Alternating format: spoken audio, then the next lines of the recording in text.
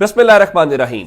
लाखों करोड़ों दुरूदो सलाम मोहम्मद मुस्तफ़ा सल्लल्लाहु अलैहि वसल्लम और आले मोहम्मद पर। अब रिजल्ट्स अपनी जगह के ऊपर कि अब वो कोई 60 घंटे या 55 घंटे हो गए, रिजल्ट्स मुकम्मल पाकिस्तान में नहीं हो सके, लेकिन मैं आपके लिए कुछ और खबरें लेके आया हूं। और खबरें ये हैं कि इस वक्त आपको खबर आ रही होगी कि जनाब देखिए, नवाज शरीफ आसिफ जरदारी की मुलाकात और ये MKM से राब्ता, फजलुर रहमान से राब्ता, और दूसरी जानिब आपने सुना होगा जी MKM का वफ्द जो है पहुंच गया। तो लग ये रहा है जैसे पाकिस्तान का जो मुकम्मल फैसला है वो नवाज शरीफ ने कर दिया। ये बात दुरुस्त नहीं है। पाकिस्तान का जो सबसे बड़ा स्टेक होल्डर है वो अडयाला जेल के अंदर बैठा हुआ है, और आप हजार बार भी, और ये सच्ची बात तो ये है कि ये सिर्फ मेरी राय नहीं है। मिसाल के तौर के ऊपर नदीम मलिक साहब कह रहे थे कि अगर कोई ये इस सोच में है कि तहरीक इंसाफ के हिमायत याफ्ता 100 कौमी और खैबर पख्तूनख्वा की अक्सरियत अरकान को नजरअंदाज करके आगे बढ़ा जा सकता है, वो अहमक है। सियासत में बंदगली खुदकुशी का रास्ता है, ये एक हकीकत है।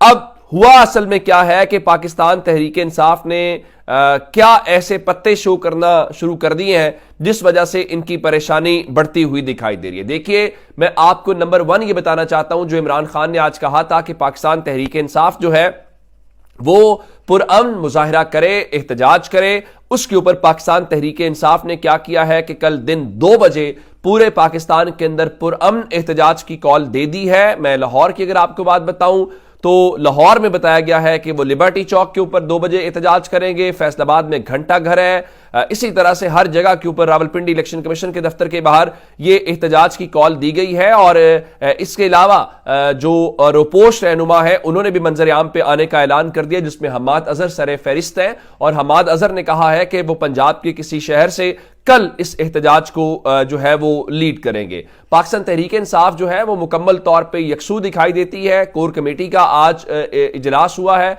और कोर कमेटी के इजलास के बाद उन्होंने किया क्या है, उन्होंने जिम्मेदारियां दी हैं कि कौमी असम्बली के जो 9 मुंतखब अरकान हैं, बैरिस्टर उमैर न्याजी उनसे राब्ता करेंगे।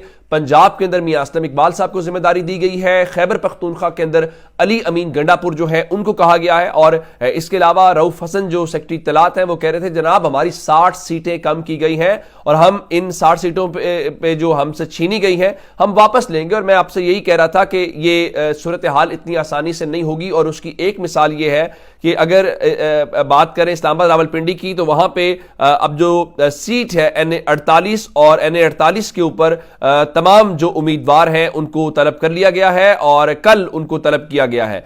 और इसका मतलब यह है कि बात अब काफी हद तक पाकिस्तान तहरीक इंसाफ के हक में या उस चीज को वो लेके करते हुए दिखाई दे रहे हैं। उसमें एक जो सूरत हाल है वो एक नतीजा हमें गुजरात का NA-64 का है, जहां पे कैसरा इलाही साहिबा जीत रही थी, लेकिन अचानक पता चला कि नहीं जी सालिक हुसैन साहब जीत रहे हैं। तो उस सारी सूरत हाल को देखते हुए अब जो सालिक हुसैन है और उनके हल्का NA-64 का जो हतमी नतीजा है वो इलेक्शन कमीशन ने जारी करने से रोक दिया है, और चौधरी सालिक हुसैन को 15 फरवरी को तलब कर लिया है। और इलेक्शन कमीशन ने कैसरा इलाही की दरखास्त के ऊपर हुक्मनामा जारी किया है। अब 3 दिन के अंदर रिटर्निंग ऑफिसर से जवाब मांगा गया, जिसका मतलब है कोई इतनी भी कोई अंधेरी नहीं मची हुई। अब दूसरी तरफ मुल्तान का हल्का NA-148 है, वहां की सूरत हाल क्या है वहां की मैं आपको बता देता हूं। बैरिस्टर तैमूर मलिक सिर्फ 300 वोटों से हारे थे। दोबारा गिनती हुई तो कहा गया नहीं जी यूसुफ रजा गिलानी की जीत है, जो उसको बरकरार रखा गया है। और पोस्टल बैलेट में भी जी पीपल्स पार्टी को बरतरी हासिल हो गई है। मैं अगली आपको बताता हूं। NA-62 गुजरात में मुस्लिम लीग नून बड़े तवील अरसे से चौधरी आबिद रजा कोटला जीतते आ रहे हैं। पाकिस्तान तहरीक इंसाफ NA-62 में जीत गई है, और वहां पे चौधरी इलियास जो है वो 97,000 वोट लेकर पाकिस्तान तहरीक इंसाफ के आगे निकल गए हैं। ये बड़ी अहम किस्म की सूरत हाल पाकिस्तान तहरीक इंसाफ के लिए हमें दिखाई दे रही है। अब मैं आपको जो असल खबर देना चाहता हूं, जो इमरान खान के खुफिया पत्ते हैं, अब दोनों जानिब से घोड़े दौड़ाए जा रहे हैं। मैं उसमें आपको बताना चाहता हूं, आज मुस्लिम लीग नून का एक अहम इजलास मॉडल टाउन में शहबाज शरीफ की हुआ। वहां पे ख्वाजा साद रफीक भी थे, अता तारड़ भी थे, दीगर भी लोग मौजूद थे। लेकिन वो जो चेहरे हैं वो जबरदस्ती की हंसी करते हुए दिखाई दे रहे थे, मुस्कुराहटों के साथ, कि जनाब कितना मुश्किल होता है उसके हंसने के लिए। MKM वाले पहुंच गए, जाहिर है हर किसी ने अपना हिस्सा ले रहा है। अब ये शेर तो अपनी तरफ से कर रहे हैं, इनकी नजरें पाकिस्तान तहरीक इंसाफ की जो मखसूस सीटें हैं उसके ऊपर है। اب میں آپ کو دو خبریں دینا چاہتا ہوں. نمبر 1 خبر ہے جس سے یہ میں نے جو آپ کو پورا منظرنامہ بتایا کہ کیا کچھ چل رہا ہے اور کس طرح سے سارا کچھ کیا جا رہا ہے, اس سے آپ کو اندازہ ہوگا کہ یہ کیا کیا جائے, اور یہ کیا صرف پاکستان تحریک انصاف کہہ رہی ہے یا باقی لوگ بھی کہہ رہے ہیں. میں آپ کے سامنے وہ رکھنا چاہتا ہوں. آج ایون کراچی کے اندر جہاں پہ تحریک انصاف احتجاج کری تھی تو جماعت اسلامی بھی ان کے ساتھ مشترکہ احتجاج کرتی ہوئی دکھائی دے رہی تھی. اور صرف تحریک انصاف نہیں ہے, اب جو جے یو آئی ہے, فضل الرحمان صاحب کی جو جماعت ہے, اس میں کیا وہ تحریک انصاف کے حامی ہے؟ نہیں حامی نا. انہوں نے بھی کہا جی الیکشن میں مرضی کے لوگوں کو کامیاب کروایا گیا ہے. اور جو غفور حیدری صاحب ہے انہوں نے کل بتایا کہ کل وہ احتجاج کرنے جا رہے ہیں اور سندھ کے اندر بھی وہ احتجاج کرنے جا رہے ہیں. اس سے آپ اندازہ لگا لیجئے کہ ان کی کیا صورتحال ہے. اچھا, اب یہ ساری صورتحال میں اصل میں جو آپ کو خبر دینا چاہتا ہوں وہ ریزرو سیٹیں ہیں. اب پنجاب میں پرابلم ہوگی, وہاں پہ نون لیگ 137 سیٹیں جیت گئی ہے. تحریک انصاف کی جو آزاد امیدوار ہے وہ کوئی 115 کے اوپر ہے, اور جو دیگر آزاد صرف جن کا تحریک انصاف سے تعلق نہیں ہے وہ 22 کے قریب ہمیں دکھائی دے رہے ہیں. اچھا, دلچسپ بات یہ ہے کہ اس سارے سینیریو کے باوجود بات نہیں بن رہی. میں آپ کو لاہور سے خبر دینا چاہتا ہوں. لاہور میں آپ نے دیکھا فارم 45 کے اوپر نتیجہ کچھ اور ہے, لوگ کچھ اور جیتے ہوئے, اور اس کے جواب میں فارم 47 کے اوپر جو جیت ہے ہمیں کچھ اور دکھائی دے رہی ہے. اب خبر آپ کو دینا چاہتا ہوں کہ اس سے بھی بات نہیں بنی. اب لاہور کے جو پریزائڈنگ افسران ہیں ان کو آر او کے آفیسز سے کال آتی ہے, ان سے کہا جاتا ہے وہ آپ نے جو تھیلا جمع کرانا تھا سبز رنگ کا یا سفید رنگ کا وہ آپ نے کہاں کیا ہے؟ وہ آگے سے کہتا ہے سر وہ تو میں نے آپ کے آفس میں جمع کرا دیا تھا. کہتا ہے نہیں وہ تو نہیں مل رہا, وہ آپ نے کہاں کر دیا. اب یہ کیا پلان ہے؟ اب پلان یہ ہے چونکہ اب فارم 45 47 میں فرق ہے, تو کیا اب آپ جو ہے وہ ووٹوں کے تھیلے تبدیل کریں گے یا غائب کریں گے؟ کیا یہ قوم کا مینڈیٹ اس طرح کروا؟ اگر یہ کرنا تھا تو پھر آپ نے الیکشن کیوں کرایا ہے؟ پھر آپ نے اتنی بڑی مشق کیوں کی ہے؟ یہ آپ نے جتنی سیٹوں کے اوپر نتیجے تبدیل کر کے مسلم لیگ نون کی جھولی میں ڈالے ہیں, کیا اس سے آپ کا دل نہیں بھرا؟ پوری قوم کو پتا ہے کہ مسلم لیگ نون کتنی سیٹیں جیت پائی ہے, اور سب کو پتا ہے پاکستان تحریک انصاف کا مینڈیٹ کیا ہے.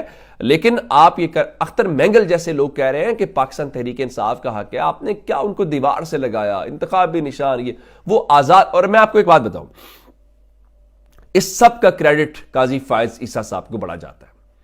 پاکستان تحریک انصاف سے بلے کا نشان آپ نے چھینا ہے, اور اب وہ پنجاب میں مخصوص سیٹیں حاصل نہیں کر سکیں گے. کیسے؟ اب اس کا کون ذمہ دار ہے؟ اور اگلی بات جو میں پتے شو کرنے والی بتانا چاہتا ہوں وہ کیا ہے؟ آپ جانتے ہیں کہ قومی اسمبلی میں پلان یہ ہے کہ مجلس وحدت المسلمین میں پاکستان تحریک انصاف کے ارکان کو شامل کیا جائے. اس سے ہوگا یہ کہ وہ مخصوص سیٹیں حاصل کرنے کے بھی اہل ہو جائیں گے. اب اس میں ایک پرابلم یہ آ رہی تھی کہ خیبر پختونخوا کے اندر چونکہ MWM کی کوئی سیٹ نہیں ہے, تو وہاں کیا کرنا ہے؟